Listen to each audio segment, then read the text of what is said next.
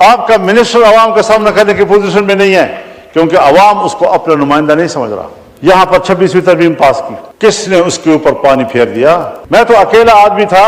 دفاعی معاملات پہ جائیں، حضرت ایٹم بم میرا ہے، میزائل میرا ہے، کہ ایٹم بم میرا ہوگا، میزائل میرا ہوگا، طیارہ میرا ہوگا، لڑاکا سامان میرا ہوگا، لیکن اس کو استعمال کرنے کا اختیار بین الاقوامی معاہدات کے تحت ان اداروں کو ہوگا۔ میرے ملک کا اختیار ختم ہو جائے گا۔ تو کیا کریں؟ ہر بات کے لیے سڑکوں پہ آئیں، ہر بات کے لیے گھیراؤ جلاؤ کی سیاست کریں، ہر بات کے لیے ہم وزیر اعلیٰ ہاؤس کا گھیراؤ کریں، پارلیمنٹ کا گھیراؤ کریں، اسمبلیوں کا گھیراؤ کریں۔ اسی لیے آپ نے قوم کو چھوڑ دیا اور اپنے ملک کو چھوڑ دیا ہے۔ اداروں نے معاملات کو آگے چلانا تھا۔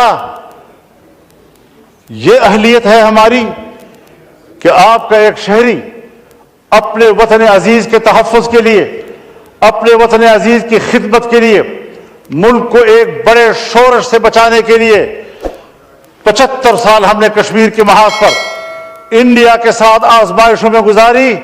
اب ایک نئی آزمائش کے لیے ایک نئی سرحد ہم کھول رہے ہیں۔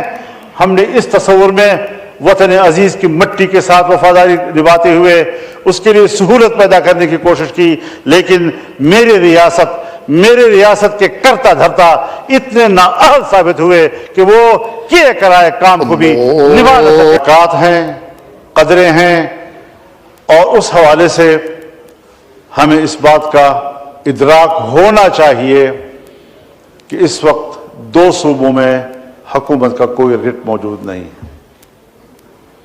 اور اگر میں آج وزیر اعظم سے یہاں ہوتے اور ان کے خدمت پہ بصد احترام یہ عرض کرتا کہ قبائلی علاقوں میں کیا ہو رہا ہے، اس کے ساتھ متصل اضلاع میں کیا ہو رہا ہے، بلوچستان میں کیا ہو رہا ہے، تو شاید وہ یہی کہتے کہ مجھے اس کا کوئی علم نہیں۔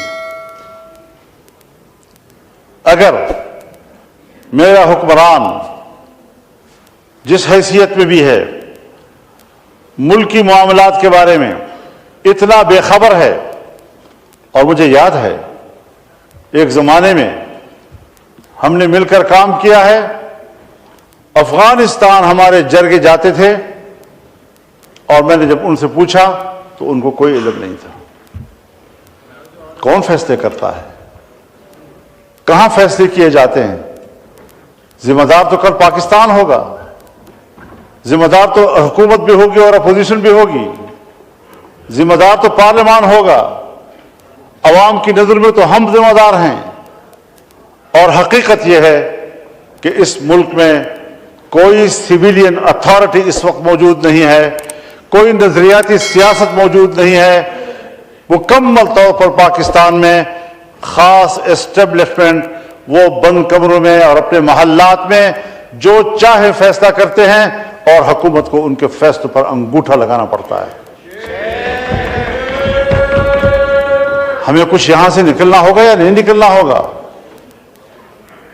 انہی دبیز پردوں کے پیچھے ہم نے سیاست کرنی ہوگی، ہم نے ملک کو چلانا ہوگا۔ جناب اسپیکر، میرے علاقے میں ایسے ایریاز ہیں جس کو فوج نے بھی خالی کر دیا ہے، پولیس تو خالی کر چکی تھی۔ بتا دوں آپ کو، ایوان کو بتانا چاہتا ہوں، وہ علاقے کہ جو پولیس تو خالی کر چکی تھی لیکن فوج بھی خالی کر چکی ہے، اور جہاں پر جنگ ہو اور پولیس بھی نہ ہو اور فوج بھی نہ ہو تو وہ ایریا کس کے قبضے میں ہوگا اور وہاں کس کا ریٹ ہوگا؟ اور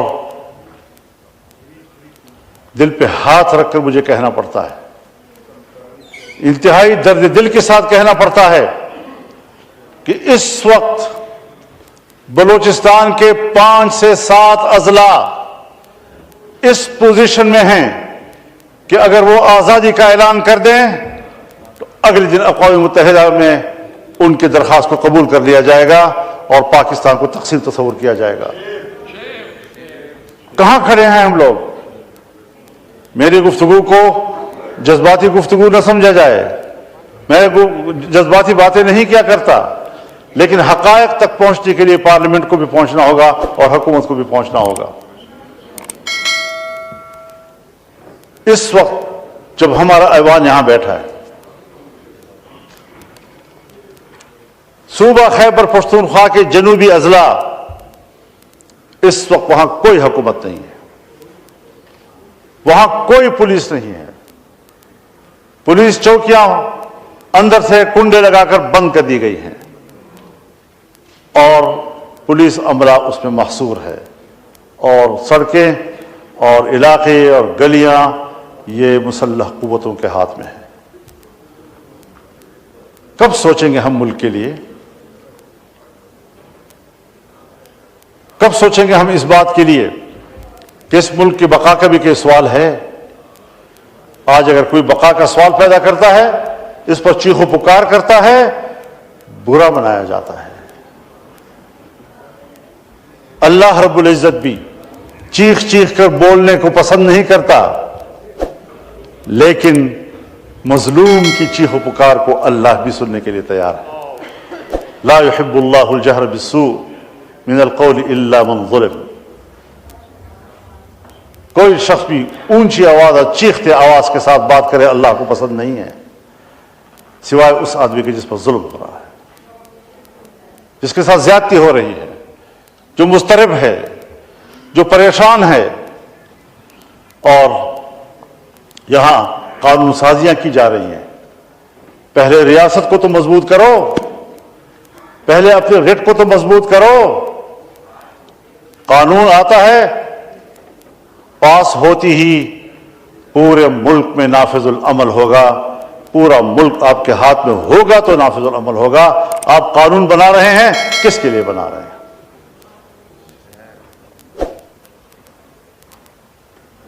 صوبوں میں اسمبلیاں ہیں، لیکن صوبوں کی اسمبلیاں بھی عوام کی نمائندہ نہیں ہیں، اور جب بغاوتیں پیدا ہوتی ہیں، جب عوام باہر نکلتے ہیں، تو کوئی منتخب نمائندہ جو آج منتخب کہلاتا ہے وہ پبلک کا سامنا کرنے کی پوزیشن میں نہیں ہے، خواہ چیف پوزیشن کیوں نہ ہو، وہ عوام کا سامنا کرنے کی پوزیشن میں نہیں ہے۔ آپ کا ممبر پارلیمنٹ عوام کا سامنا کرنے کی پوزیشن میں نہیں ہے، آپ کا منسٹر عوام کا سامنا کرنے کی پوزیشن میں نہیں ہے، کیونکہ عوام اس کو اپنا نمائندہ نہیں سمجھ رہا۔ جنگ ہے نظریات کی اور اتھارٹی کی۔ سیاست میں جنگ نظریات کی نظریات کے ساتھ ہوتی ہے، تھیوریز کی تھیوریز کے ساتھ ہوتی ہے۔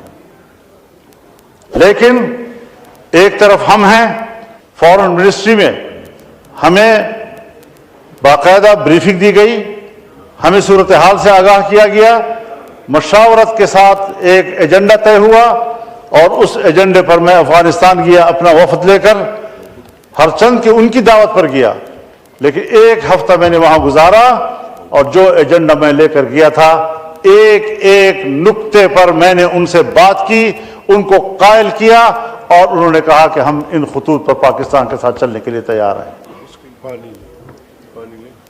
کس نے اس کے اوپر پانی پھیر دیا؟ کس نے وہ پروسیس روک دی؟ میں تو اکیلا آدمی تھا، اپنی انڈیویجول حیثیت میں گیا تھا، اس کے بعد تو اسٹیٹ ٹو اسٹیٹ معاملات ہونے تھے، اداروں نے معاملات کو آگے چلانا تھا۔ یہ اہلیت ہے ہماری کہ آپ کا ایک شہری اپنے وطن عزیز کے تحفظ کے لیے، اپنے وطن عزیز کی خدمت کے لیے، ملک کو ایک بڑے شورش سے بچانے کے لیے 75 سال ہم نے کشمیر کے محاذ پر انڈیا کے ساتھ آزمائشوں میں گزاری۔ اب ایک نئی آزمائش کے لیے ایک نئی سرحد ہم کھول رہے ہیں۔ ہم نے اس تصور میں وطن عزیز کی مٹی کے ساتھ وفاداری نبھاتے ہوئے اس کے لیے سہولت پیدا کرنے کی کوشش کی، لیکن میری ریاست کے کرتا دھرتا اتنے نااہل ثابت ہوئے کہ وہ کیے کرائے کام کو بھی نبھا نہ سکے۔ جی مولانا صاحب کا مائک کھولیں۔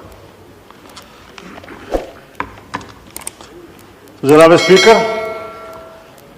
میں آپ کی وساطت سے ایوان کی توجہ اس جانب مبذول کرانا چاہتا ہوں کہ ملک کو مزید آزمائشوں کی طرف نہ دھکیلا جائے۔ یہ ملک نئی آزمائشوں کا متحمل نہیں ہے۔ پالیسیاں سیاستدانوں کے حوالے کی جائیں، مذاکرات کا راستہ اختیار کیا جائے، غلط فہمیاں دور کی جائیں، ہر قدم جنگ کی طرف بڑھانے کی بجائے ہماری شناخت یہ ہونی چاہیے کہ ہمارا ہر قدم امن کی طرف بڑھ رہا ہے۔ دوسرے کو مورد الزام ٹھہرانا بہت آسان ہے، لیکن اپنی ذمہ داریاں نبھانا وہ کوئی آسان کام نہیں ہے، اس کی طرف ہمیں متوجہ ہونا ہوگا۔ آج ایک نوآبادیاتی نظام سے تو ہم نکلے، جنگ عظیم اول، جنگ عظیم دوم، اور جنگ عظیم دوم کے بعد باقاعدہ نوآبادیات کا رواج تو ختم ہوا، لیکن عالمی قوتوں نے ترقی پذیر ممالک اور غریب ممالک کو غلام بنانے کا ایک نیا طریقہ نکالا۔ ان کو سیاسی لحاظ سے غلام بنانا، ان کو اقتصادی لحاظ سے غلام بنانا، انہیں دفاعی لحاظ سے غلام بنانا، یہ ان کا وتیرہ رہا۔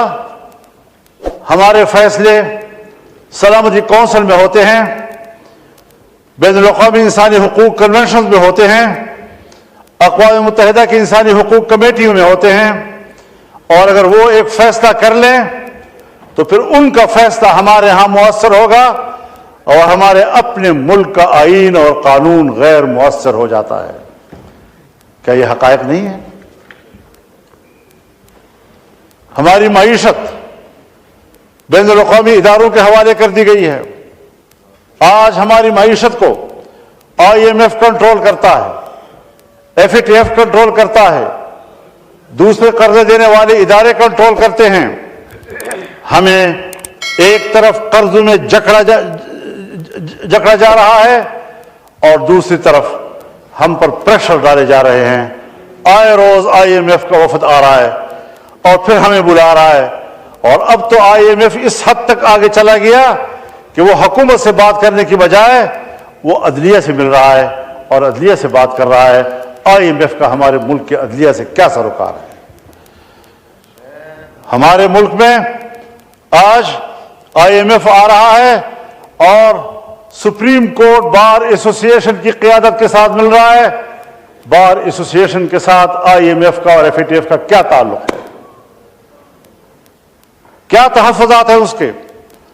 اور پھر اس کی پاداش میں ہم ادارے بناتے ہیں، احتساب کے ادارے بناتے ہیں، نیب کے ادارے بناتے ہیں، FIA کو متحرک کرتے ہیں، اور سارا بوجھ ان کا دو طبقوں کے اوپر آتا ہے۔